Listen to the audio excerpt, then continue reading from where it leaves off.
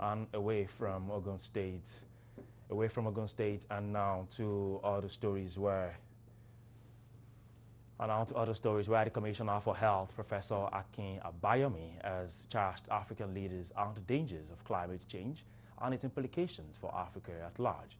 He made this call during the 8th African Conference on One Health and Biosecurity, theme Strengthening Health Security and Mitigating Biological Threats in Africa.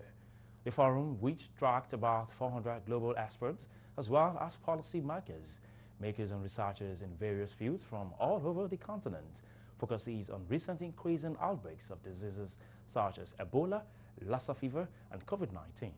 The event underscored the need for Africa to intensify cooperation to prevent the spread of diseases and effectively counter epidemics as well as other emerging types of crisis.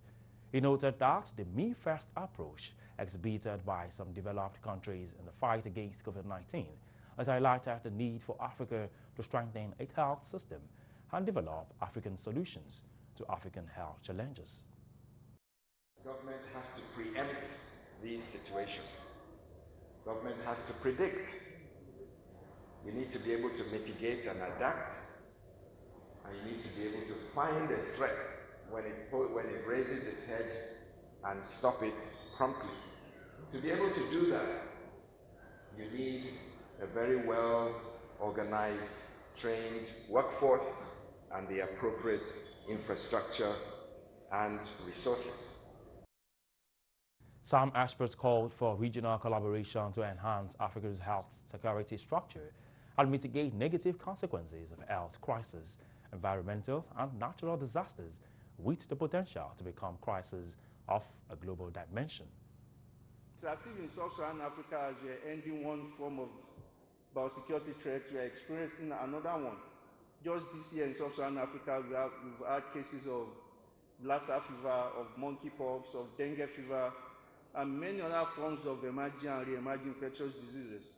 But most likely, the biggest security threat we'll be facing in the 21st century will be caused by a biological pathogen or a biological agent that we know little or nothing about.